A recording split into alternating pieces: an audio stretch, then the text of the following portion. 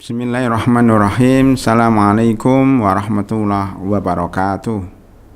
Alhamdulillah wassalatu wassalamu ala rasulillah wa ba'd. Para pemirsa Kabari Al-Islam Channel dimanapun berada, alhamdulillah pada pertemuan ketiga dari seri buku-buku Puskafi, kita masih melanjutkan kajian tentang halal dan haram dalam pernikahan. Hari ini kita akan membahas hukum menikah dengan orang yang berzina atau hukum menikah dengan mantan pelacur. Bagaimana hukumnya? Para ulama berbeda pendapat. Pendapat pertama adalah pendapat mayoritas ulama. Mereka mengatakan bahwa hukumnya boleh menikah dengan mantan pelacur atau menikah orang yang telah berzina. Mana dalilnya? Dalilnya adalah firman Allah Subhanahu wa taala dalam surat An-Nur ayat 32. Allah Subhanahu wa taala berfirman, "Wa ankihu al-ayama minkum." Nikahkanlah orang-orang yang masih sendiri. Lah orang yang berzina atau orang yang melacurkan dia atau pelacur itu adalah orang-orang yang belum menikah atau mereka sudah menikah tapi kemudian selingkuh. Intinya bahwa selama seseorang itu belum menikah atau sudah menikah tapi cerai, dianggap dia al-ayama, orang-orang yang belum menikah masih sendiri. Itu dianjurkan untuk menikah, karena tanpa menikah mereka akan terseret dalam kemaksiatan demi kemaksiatan. Untuk menyelamatkan dari kemaksiatan adalah dengan cara menikah. Oleh karena itu, menikah dengan orang yang belum atau tidak dalam kondisi menikah dibolehkan, bahkan dianjurkan dengan firman-Nya, wa ankihul ayama minkum min ibadikum wa imaikum. Di sini disebutkan wassolihina min ibadikum wa imaikum. Dan nikahilah orang-orang yang baik-baik dari hamba sahaya, laki-laki maupun perempuan, atau nikahilah orang-orang yang masih sendirian dari laki-laki maupun perempuan, iyakunu fuqara yunihimullahu min fadlih. Ini juga salah satu hikmah pernikahan. Jika sebelum menikah dia miskin, ya gajinya masih kecil, hidupnya pas-pasan, ketika sudah menikah ternyata gajinya semakin gede, hidupnya semakin mapan. Karena itulah hikmah dari pernikahan, iyakunu fuqara yuhnihimullahu min fadli. Allah itu akan memberikan kekayaan kepada orang yang menikah, karena Allah Maha tahu orang menikah itu butuh biaya banyak, maka uangnya dan rezekinya juga banyak. Sedang orang yang masih sendirian, kebutuhannya masih sedikit, maka Allah juga memberikan sesuatu kepadanya dikit.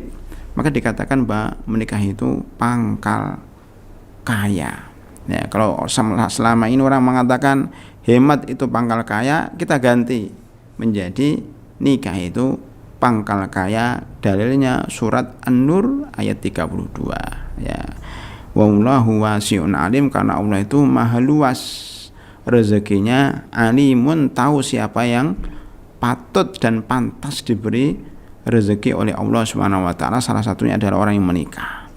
Jadi dari ayat ini para ulama atau mayoritas ulama mengatakan, loh, itu kan perintah menikah, ini berlaku umum, baik yang belum menikah sama sekali, perawan atau perjaka, baik orang yang sudah menikah tapi cerai, dianggap dia belum menikah, maka diperintahkan wa ankihu, perintah pada dasarnya hukumnya wajib, tetapi di sini adalah anjuran menikahkan, anjuran mencarikan jodoh orang yang belum menikah, termasuk di dalamnya orang yang sedang melacurkan diri, termasuk dalamnya orang yang telah berzina. Ayo dianjurkan menikah supaya jangan melacur kembali, supaya jangan berzina kembali. Ini pendapat mayoritas ulama.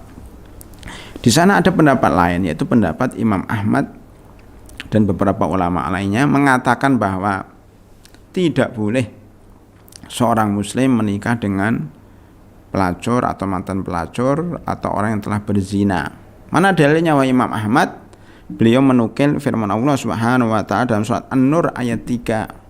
Allah berfirman, "Az-zani la yankihu illa zaniyatan au musyrikah. Seorang pelacur, seorang pezina tidak menikah atau tidak boleh menikah kecuali dengan pelacur yang seperti dia atau dengan orang musyrikah. Ya. Begitu juga ya, awazaniyatu la yankihuha illa zanin. Seorang pelacur perempuan, seorang pezina perempuan tidak boleh dinikahi kecuali seorang laki-laki pelacur juga. Wa khurima dzalika 'alal mu'minin, di sini wa musyrik wa khurima dzalika 'alal mu'minin, dan diharamkan hal itu kepada orang-orang yang beriman. Nampaknya atau secara lahir ayat ini melarang orang muslim atau orang mukmin menikahi seorang pelacur. Tetapi hakikatnya tidak seperti itu maknanya. Oleh mayoritas ulama ditafsirkan bahwa maksud wa khurima dzalika 'alal mu'minin itu bukan haram. Haram dalam arti kata kalau dikerjakan dapat dosa, tapi khurima dzalika 'alal mu'minin diartikan itu tidak layak, tidak pas bagi orang beriman yang mondok, yang hafal Al-Qur'an, yang punya akhlak yang baik kok mencari jodoh dari mantan pelacur, kok mencari jodoh dari orang yang pernah berzina. Nggak layak. Nggak layak itu bukan berarti haram. Nggak layak itu tidak pantas.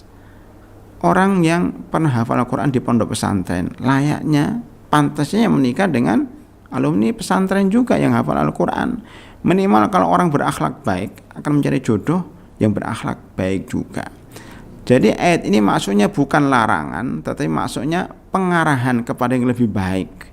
Carilah jodoh yang sekufu, yang sepadan, yang setara. Ya, hafidhul Quran tidak setara dengan pelacur. Itu saja. Jadi dari sisi pengarahan, bukan dari sisi fikih. Kalau dari sisi fikih tidak ada satupun larangan seseorang menikah dengan orang yang telah berzina atau orang yang telah melacur. Dengan demikian, kesimpulan dari pembahasan kita, pendapat yang lebih mendekati kebenaran adalah pendapat mayoritas ulama bahwa seorang muslim boleh, bukan dianjurkan tapi boleh menikah dengan mantan pelacur, menikah dengan mantan orang yang berzina, dengan tujuan dia akan mendakwahi, dengan tujuan dia akan menyelamatkan dia dari kesengsaraan, dari maksiat menuju ketaatan kepada Allah SWT. Jadi jika diniatkan itu dakwah kepada yang lebih baik, maka insya Allah dapat pahala dan secara umum dibolehkan, tidak dilarang dalam Islam. Demikian, mudah-mudahan bermanfaat. Wa akhiru da'wana alhamdulillahirabbil alamin. Assalamualaikum warahmatullahi wabarakatuh.